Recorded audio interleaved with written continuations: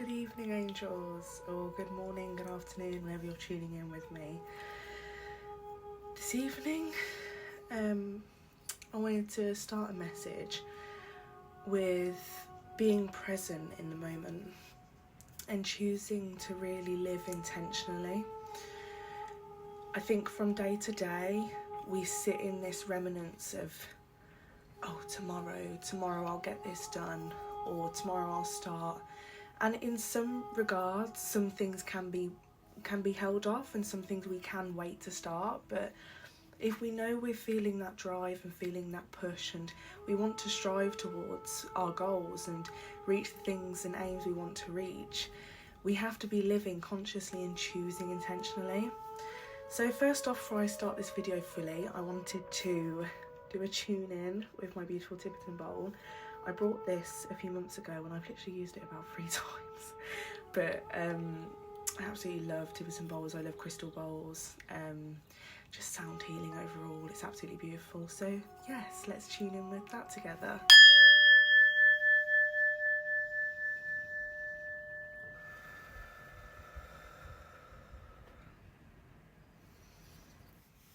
Yes, so this evening I want to talk about integrity and living intentionally.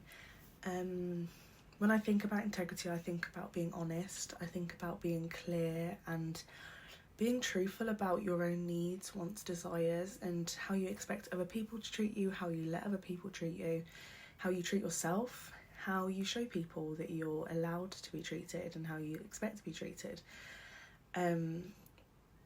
I think what I always forget within myself is that when you have family dynamics and expectations put upon you from people around you, which you appreciate their contribution and, appreciate their feedback and value their feedback, it's more difficult to really live towards your truth.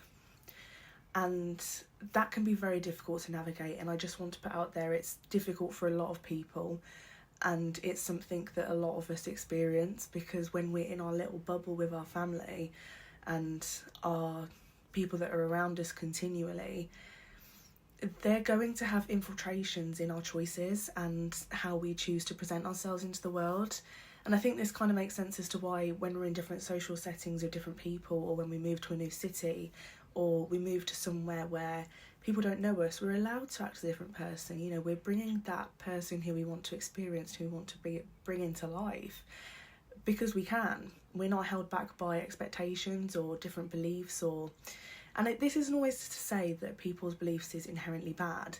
This is that you're given the opportunity to live in your own self, and without that weighing down on you as, oh, is someone going to judge me? Oh, is someone going to think that this isn't natural behaviour? And ultimately, it's really coming back to yourself and thinking, what are my key points as to where I want to go? One of the ways that I've practiced living intentionally is knowing when to say no and knowing how to say no.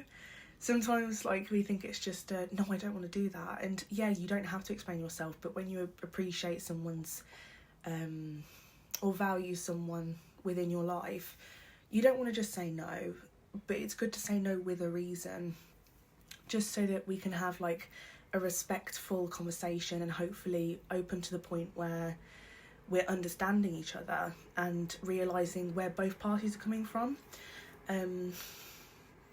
So navigating those conversations is, number one, you have to think, what is my reasoning for this? And it's not just a straight no answer. So one of the ways that I practice saying no and living with this integrity that I'm speaking about, it's not always an easy no, that's not what I want to do, or a simple no. It's not a blanket term sometimes, and especially when it's coming from a place of, love. And when you're choosing to say no to someone that you value and has your best interests at heart but doesn't really understand where you're coming from, it's important for you to take a step back and think, how can I say no in a way where I'm being respectful, where I'm opening up a conversation to lay my feelings out and express myself in a way that I know I'm going to get my point across. And, being honest Because a lot of the times we think that people will just know why we're saying no, and that's not true. It's really not true. A lot of the times as anyone, we've all experienced different things and have our different reasons as to why we say yes to things, why we say no to things. Again, also different personalities, different opinions, different things that make us feel safe, things that don't make us feel safe. And choosing to live intentionally and say no because you know it's not right for you is how you're going to move forward and move into that person that you desire to be. So I can understand and appreciate that it can be difficult to say no to people, and especially when it's people that you value and people that you love, and you want to say yes but you're feeling called to say no, and that it doesn't feel right within you to say no, or to say yes, I should say. But navigating that and being prepared for the discomfort that sometimes occurs even when you have done the right thing. It can be really difficult to navigate that balance between, am I feeling like this? Am I feeling this unsettledness because I made the right decision, or am I feeling this unsettledness because I've made the wrong decision?